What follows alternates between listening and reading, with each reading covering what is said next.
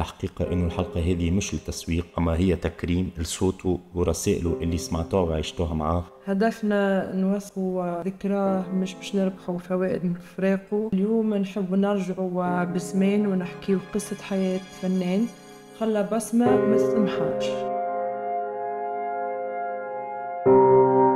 عسلامة ومرحبا بكم، أنا جي بوي وأنا جي جيرل. اليوم باش نحكيو على أحمد العبيدي اللي معروف فنيا باسم كافون، أصيل ولاية جندوبة وبالتحديد من سيدي عبيد بوسالم. أحمد كافون اللي تولد عام 1983 في منطقة حلق الواد بالعاصمة، ونشأ ما بينات حلق الواد ولافايات والمدينة الجديدة، وين عاش آخر مرة في المدينة الجديدة، وين كانت الحياة ذي مصدر إلهام ليه والصوت الصريح وقوته في التعبير. كافون متعدد المواهب، هو عبارة على فنان، مغني راب وريجي، موسيقي، نجم يوتيوب، شخصية بارزة على وسائل التواصل الاجتماعي، وممثل. كافون ملي كان هو صغير يغني في المصايف والجولان، كان زاد مغروم بالمسرح ملي عمره 9 سنين كيما صرح في بعض لي زانترفيو، وكيما قال زاد عند هادي زعيم من اللي هو كي كان يخدم في ليتوال دو نور كان لاهي بكل شيء بيدو في ليتوال دو نور، يمسح ويريق الفقهاء ويعمل كل شيء. كان قال لك يشد بلاصه واحده ويقعد يكنس في البلاصه هذيك جوست باش يقعد يتفرج في العباد كيف تبرر في المسرح في الوقت هذاك. باش في مسرحيه نكنس انا ونتفرج، وانا بالعاني نكنس في البلاصه وانا نتلكش باش نتفرج في البروفا. وملي ظهر كافون اختار يكون هو بالتحديد صوت المهمشين، يتناول الفقر والتهميش بكل صراحة. حب يحول الراب إلى يوميات حقيقية للشارع. وي ما كانش كافون يغني جوست باش يرضي الذوق العام، اما كان ديما يقول اللي ما يتقالش في الميديا، يندد بتهميش الشباب الحوم الشعبيه والظلم الاجتماعي وصعوبه العيشه في تونس، سيرتو في في الحوم، وسيرتو زاد بعد الثوره. اول من بعد الثوره اللي كان يواجه فيها الجيل وقتها والجيل زاد اللي جا بعده. ونتعداو توا نشوفوا كيف يظهر كافون للساحه العامه وكيف يظهر وي ونتعداو. يلا أول ما بدا يغني كان في جروب اسمه الكركاري، كان مغروم بالشاب خالد وكان يعمله في ريبريزات. وي أول ظهور رسمي للكافون كغنية، أول غنية خرجها كانت تي تي تي تي تي تي تي تي تي تي تي يا الحكومة سيب الكرسي قوم ترتا. ومن بعد في مسار في تونس تقابل هو وحمزاوي مدامين وتفاهموا باش يخرجوا الغنية اللي ظهرته للتوانسة الكل. صحيح الغنية اللي ولات ظاهرة في الانترنت وحتى الراديوات، وتسميت واحدة من أقوى غنيات الراب التونسي بعد الثورة. نجم نقولوا اللي هي النشيد الوطني للشباب بعد الثورة. وي والغنية هذه ما تنجم كانت تكون حوماني. ليل ولا نهار حوماني. وي كان ما سمعتوا حوماني هي نوع من الدب ستيب، كان ماخوها شويه الريتم نتاعها كي خرجت غنيه سكريليكس وداميان مارلي، كانت اسرع غنيه راب توصل للمليون، وكانت حاجه من اكسح ما صارت في الراب التونسي. ومع صدور الغنية كافون واجه تحديات شخصية اللي خلته يدخل حبس 9 شهور لاستهلاك المخدرات، ونجاحها ما عاشوش بما انه كان في السجن. ديجا حتى غاديكا في الراديو نسمعها كي نبدا كي ماشي طبيب ولا حاجه نورمال احترام. وانتي وين اول مره سمعت حوماني؟ شاركنا في كومنتارات وقول لنا ذكرياتك مع الغنية ذي، وين اول مره سمعتها، وتوا نتعداو للبارت. يلا. وبعد الصعوبات اللي تعدى بها الكل ما تهزتش إرادته الفنية، بالعكس رجع أقوى وأقوى وخرج أعمال أخرى حكى فيها اللي عاشوا في السجن، وأكد في نفس الوقت ارتباطه وحبه لبلاده. نحب البلاد أنا ورجلي. وتعاون في 2014 مع أرماستا وعمل اي بي اسمها بالام اللي كانت فما غنيات منهم كيما مازاتير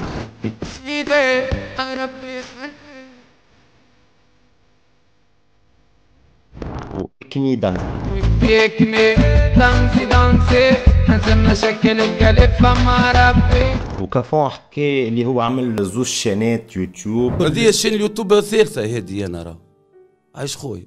تفسخوا له ولا ما نعرفش شنو صاروا فيهم بالضبط، خاطر نورمالمون حكي فما شانات خاروا له عليهم. اما نهار 23 ديسمبر 2014 كيما تشوفوا في الاكران لانسا كافون شانو الرسميه اللي هي قعدت حتى لتوا. الشان هذايا كان لاهيلو بها خبيب جبالي. واللي ما يعرفش خبيب هو صانع محتوى مدير اعمال كافون اللي رينا تاثره الكبير بموت كافون كيما تشوفوا.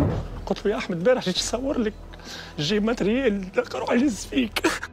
وي خبيب تاثر برشا بموت كافون وقال اللي كانوا عندهم برشا اعمال باش تتعمل مستقبلا، مي الله يرحم كافون ونتعداو ونشوفوا اول نجاحات صحيحه نتاع كافون. يلا. وفي اخر 2014 كافون صدم الجمهور بزوز اغنيات اللي عملوا نجاح كبير اللي هما شق يشترق سوالي سوفري والبلاد بق اللي عملت 15 مليون دو فيو، ووحل اكسيلاري عمرك ما تفرني اللي هي عملت زادة 15 مليون دو فيو. وتجربتين هذوما وراو بالرسمي كافون كيف كان عنده تنوع موسيقي على الاخر، عنده قدره في ميكس في الراب ما بينات برشا ايقاعات منهم الريغي والتراب، وعلى ايقاعات شرقيه وتونسيه وحتى عربيه. وما ننساو زاد غنية 40 70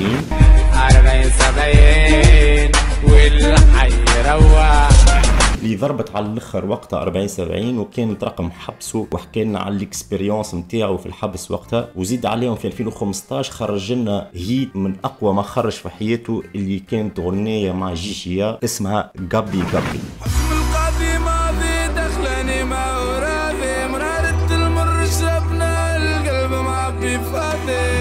بالرسمي غابي غابي كانت الغنية اللي طبعت مكانته على الاخر في قلوب الشباب التونسي. الغنية ذيك ولات على لسان الشباب الكل اللي تسمعها في البلايص الكل وفي السهريات الكل. كانت وقتها في اي بي غابي غابي اللي فيه اغاني كيما نهارك زين، فتحوا يا رزاق صباح الخير نهارك زين، انا وين اللي كانت فيت مع الماستر. في بلاد العذاب بالمقار ومر. في بدايات 2018 خرج لنا واحدة من أقوى غنياته، ولا تنجم نقولوا هي أقوى غنية في كاريره، اللي جابت أكثر وحدة فيوز، اللي جابت 101 مليون فيو، اللي هي نحب نقلع.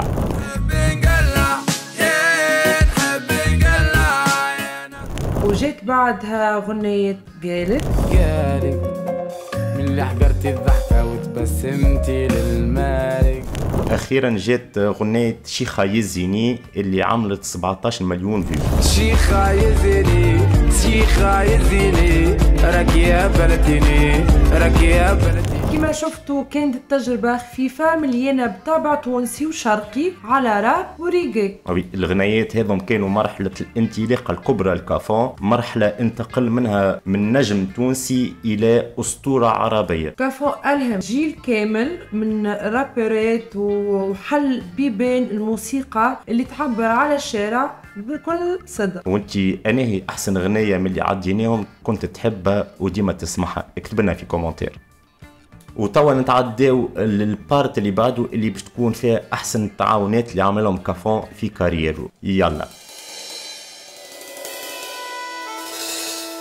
ولينا كافون تعاون مع اسامي عرب كبار وتوانسه كما في غنية امازون مع ديدين كانون. سيستفينا يختار والصبر نجيبه منين اللي عملت 31 مليون فيو. وريناه زاد مع الراب التونسي اللي هو بلتي اللي عملوا غنية اسمها ديناميت عاملة 12 مليون فيو.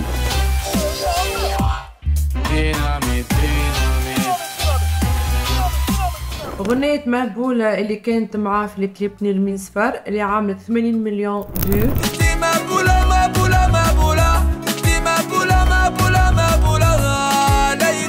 فما زادة مرة أخرى مع جيجيا كانت فما موزيكا اسمها مريضة اللي عملت 22 مليون فيو. ما تعطيش سرك ما توريش قلوب الناس مريضة. بانيه اللي كانت مع علي اللي عملت 3 مليون فيو. بنا باني وحدي غادي ندبر راسي بنا باني تقال. عندنا زاده مع ايناس اللي كانت اغنيه دلوله اللي عامله 51 مليون فيو. وصاحبي مع بلينغوس اللي عملت 3 مليون دو فيو. شبيك لاباس صاحبي عندك رجال. عندك زاده مع منى الموجي فما اغنيه كانت جو تونسي برشا بعيده على الراب اللي كانت اسمها انا وغزالي اللي عامله 7 مليون فيو. انا وبنت الحومه والدشره هي غزالي تراب العشره. فريد اكسترا خيرو كموسى اللي عملت 1.6 مليون دو فيو. دمعت العين ساقوي بالي وي صحاب قلالي وي كاس بلالي وي. وفما زاده موسيقى الدروغا اللي عملها هو ارماستا وسيل مهف اللي عامله 1.4 مليون فيو. شميتي يا دروغا. بلينغوس السيربون خنقتونا 1.5 مليون دو فيو. ضاقيت بينا ربي ضاقيت بينا. وزاده مع ديو دبل دي اللي كانت موسيقى اسمها جرش فم عامله 800 ألف فيو. في كل يوم تتمنى يا ربي ازداد شي يا ربي يا جرش فم. واخيرا عندها اشرم اللي خرجت مع دي بوي اللي هي وانسا اللي عامله 200 كا. وانسى كان نهار نشوفك نتك وانسى.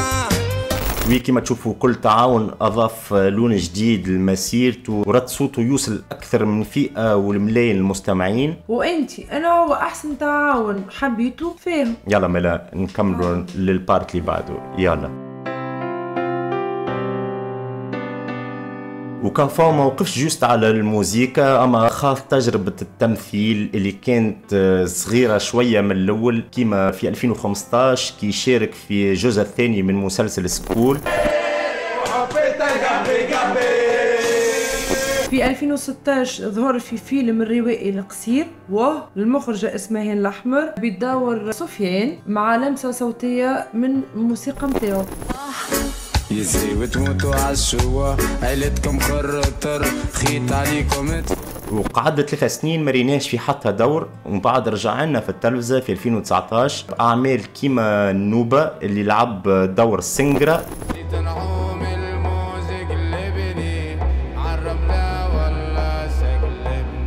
وجسد شخصية نفسه زادة في قسمة خيان. بعد ارتاح عامين ورجع لنا في 2021 و2022 في ظهور مميز في مسلسل كان يا ما كانش بدور دكتي العنى لكن موسع بالي. واخيرا طلع علينا في زوز اخر عوام 2024 و 2025 في مسلسل رجوج بدور بوب وكان بالرسمي من اقوى الادوار اللي عملهم في حياته. ساعات نقول الذات فلوس والتزامات ساعات خنقه وعكسات.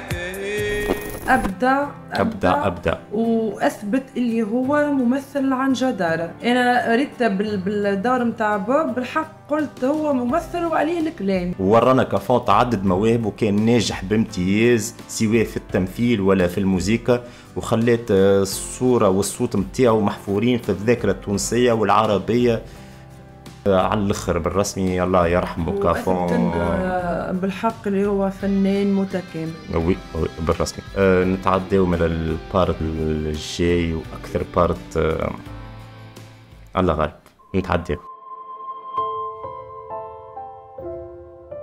احمد كافون عدى عوام من المرض متاعو الوعاء النادر اللي يعمل له ضيق شديد في الاوعيه الدمويه في اطرافه. وفي 2017 اضطروا الطباء باش يقصوا له البارتي اللوطانيه من ساقه الطالون بعد ما تسدوا العروق ما عادش يخليوا الدم يدور بشكل كامل في كل الجسم نتاعو.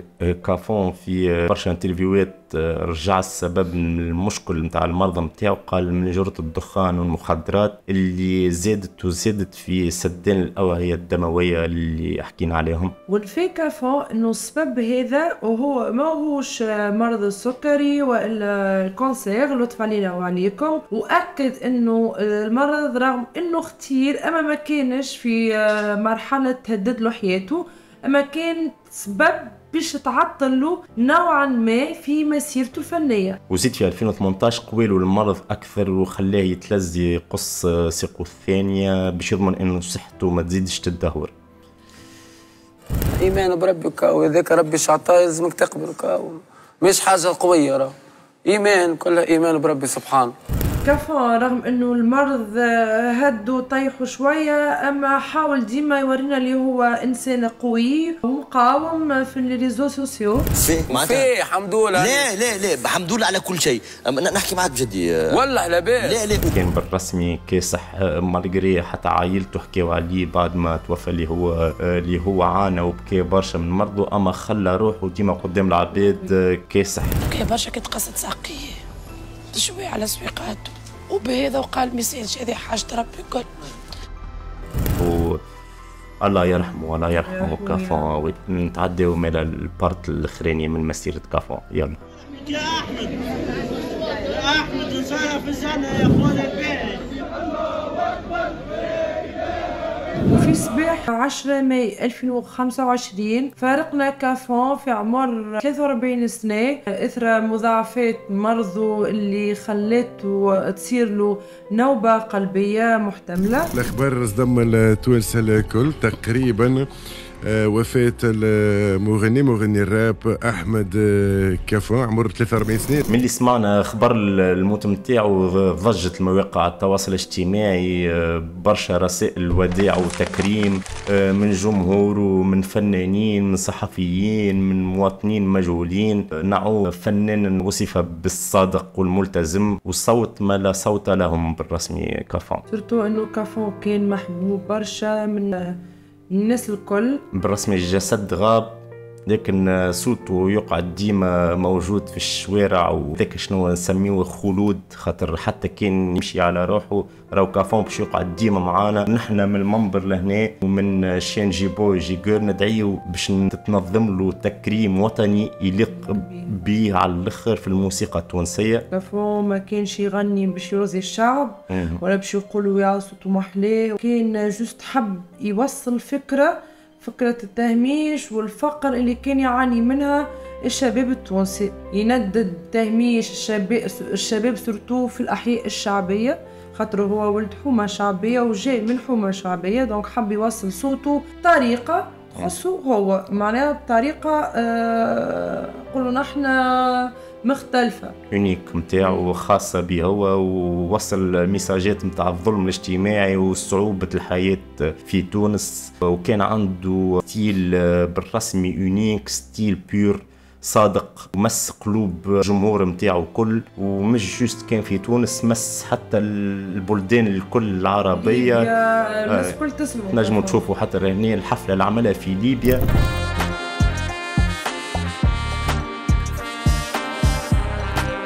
حضر له فيها 100,000 بشر، يعني بالرسمي محبوب برشا في البلايص الكل كافون. الله يرحمه.